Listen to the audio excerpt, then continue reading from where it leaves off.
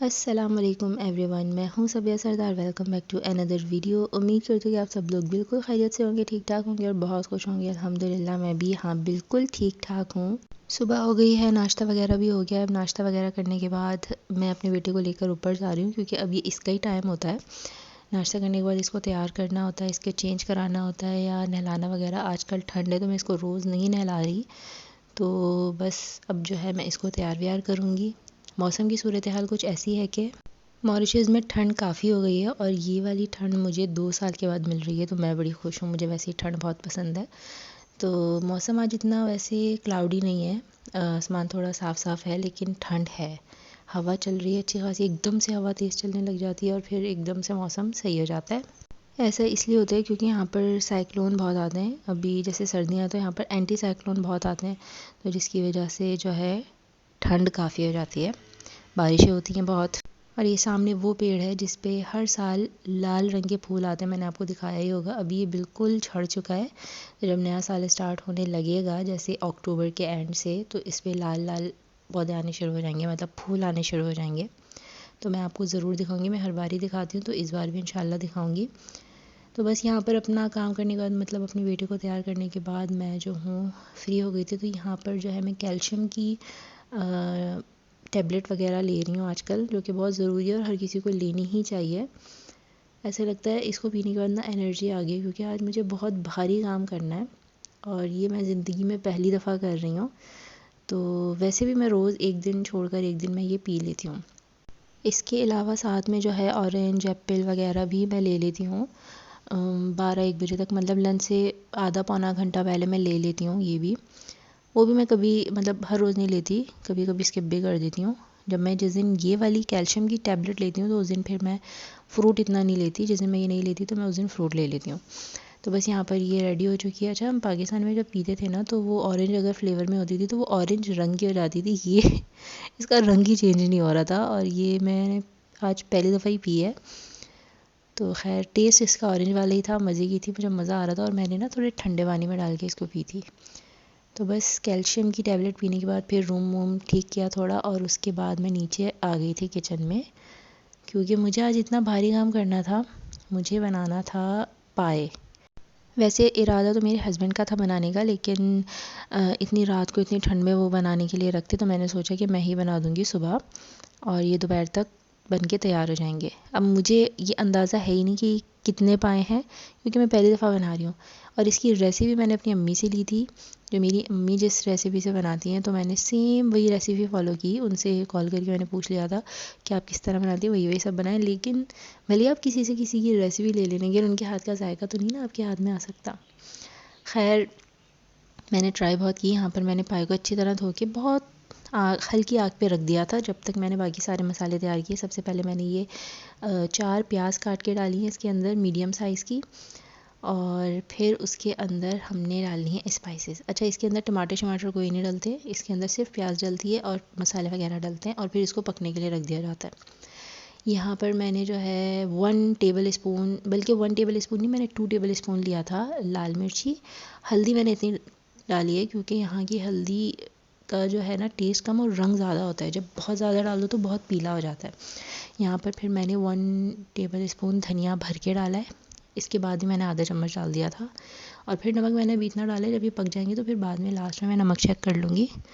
उसके अलावा यहाँ पर मैंने 2.5 चम्मच जो है लहसुन अदरक का पेस्ट डाला है और मैंने अभी ऑयल नहीं डाला था क्योंकि इसके अंदर से ऑलरेडी ऑयल निकल रहा था, तो फिर मैंने जो है इसलिए ऑयल नहीं डाला इसमें। बाकी इसके अंदर खड़े गरम मसाले डालें, मेरे पास ये वाले अवेलेबल थे तो मैंने ये डाल दिए। इसमें दालचीनी हमारे पास ख़त्म हो चुकी थी तो वो इसलिए ऐड नहीं की।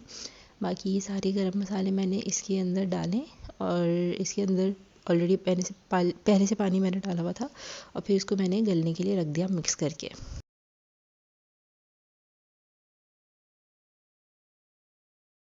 जब तक मेरी शादी नहीं थी ना, तब तक मैंने ये पाए देखे भी नहीं थे। अम्मी खुद ही धो के खुद ही पका लिया करती थी। तो अब जो है मैंने ये पहली दफ़ा देखे हैं कि ये वाली बोटियाँ होती हैं पाए की। मुझे मुझे आज तक पता ही नहीं था। खैर शादी के बाद आपको सब कुछ लग पता जाता है, तो ये मुझे भी लग ही पता गया है सही से। खैर यहाँ पर मैंने इसको जो है भून भान के, मतलब अच्छे से मिक्स करके गलने के लिए छोड़ दिया था। 6 सीटियाँ बजी थी और 6 सीटियों में पाए गल चुके थे अच्छे खासे। वो तो मैंने इत्तेफाकन खोल के देख लिया कि मैंने कहा चलो देख लेते हैं कि गले हैं भी कि नहीं, तो वो गल चुके थे। फिर इसके बाद मैंने इसकी भुनाई वगैरह की, फिर इसके अंदर रिक्वायर्ड पानी डाला और फिर इसको मज़ीद मैंने तकरीबन 1 से 1.5 घंटे के लिए पकने के लिए छोड़ दिया हल्की आग पे। और फिर उसके बाद मैं ख़ुद भी तैयार श्यार होने चली गई थी। ऐसे ना आपकी कपड़ों में से पाए की स्मेल आने लग जाती है जब आप इस तरह की चीज़ें पकाएं। मेरे अंदर से स्मेल आने लग गई थी। तो उसके बाद फिर मैंने जो है फ़्रेश हुई, नहाया, कपड़े चेंज किए, तब तक पाए बिल्कुल गल चुके थे।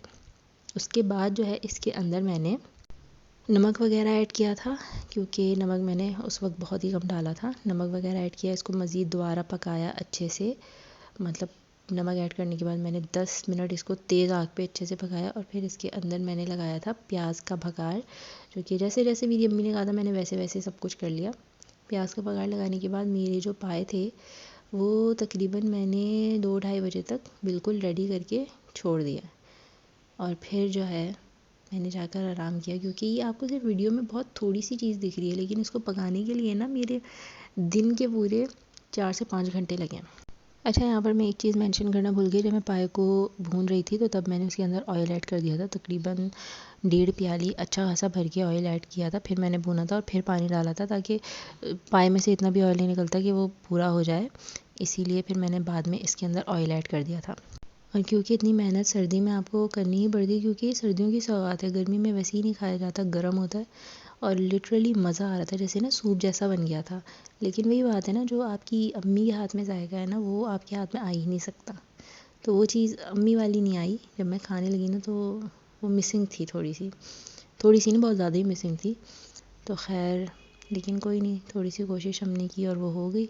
मैंने सोचा आपके साथ भी ये रेसिपी शेयर कर दें, बहुत सिंपल तरीके से बनते हैं। खैर, खाना वाना फिर हम लोगों ने 7 बजे तक खा लिया था, डिनर कर लिया था। और उसके बाद मैंने इशा की नमाज़ पढ़ी और सबसे पहले मैंने ये वाला काम कर लिया, जो कि 3 दिन से मेरा इंतज़ार कर रहा था और मैं 3 दिन से इसको टलखाए जा रही थी। सर्दियों में पहले तो कपड़े धोना और फिर उसको सेट करके रखना, ये तो बहुत ही बड़ा टास्क होता है। खैर, मैंने आज इसको पकड़ ही लिया। मैंने कहा आज मोबाइल शोबाइल को छोड़ के, स्क्रॉलिंग को छोड़ के ज़रा ये वाला काम कर लेते हैं। तो ये भी बहुत ज़रूरी है, ताकि कमरा थोड़ा बिखरा बिखरा ना लगे। तो बस अब मैं यहाँ पर ये काम कर रही थी और उसके बाद मुझे बैठना ही है मोबाइल लेके। तो फिर मैंने कहा पहले ये सारे काम निपटा लेते हैं। इनमें से सारे कपड़े जो है मैंने मशीन में नहीं धोए। मैंने 70% कपड़े अपने हाथों से धोए। इतनी ठंड हुई, जब मौसम थोड़ा सही होता है ना, एंटी साइक्लोन नहीं होता और थोड़ी धूप आ जाती है, तो फिर मैं सोचती हूँ कि फटाफट कपड़े मैं धो लूँ। और फिर मैंने बहुत सारे कपड़े एक साथ धो लिए, क्योंकि आगे सबको मतलब न्यूज़ पता चली जाती है कि जी एंटी साइक्लोन आने वाला है।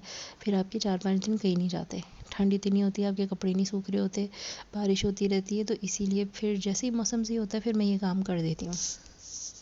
खैर, कपड़े धोने में मुझे कोई मसला नहीं है, कपड़े मैं बहुत आराम से धो लेती हूँ, शौक़ से भी धो लेती हूँ। बस रखने में मसला होता है, मैं 3-4 दिन लगा ही देती हूँ इसको सेट करके रखने में। खैर, यहाँ पर जो है बस अब कपड़े शपड़े सेट करेंगे, उसके बाद थोड़ा मोबाइल शोबाइल स्क्रॉलिंग वगैरह। फिर उसके बाद मैं 10 बजे के बाद जो है मोबाइल को बंद करके रखने की कोशिश करती हूँ कि मैं इसको हाथ ना लगाऊँ। लेकिन फिर भी सोते सोते मुझे 10:30-11 बज ही जाते हैं।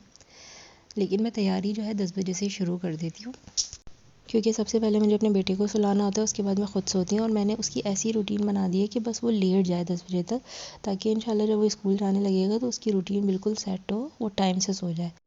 तो बस अब मैं यहीं पर करूँगी अपना व्लॉग एंड इंशाल्लाह मिलेंगे नेक्स्ट व्लॉग में। तब तक अपना बहुत सारा ख्याल रखिएगा, मुझे दुआ में बहुत ज़्यादा याद रखिएगा। पसंद आया तो मेरे इस व्लॉग को ज़रूर लाइक कर दीजिएगा और मेरी चैनल को सब्सक्राइब करना बिल्कुल नहीं भूलना है आपने। तब तक के लिए फ़ी अमान अल्लाह।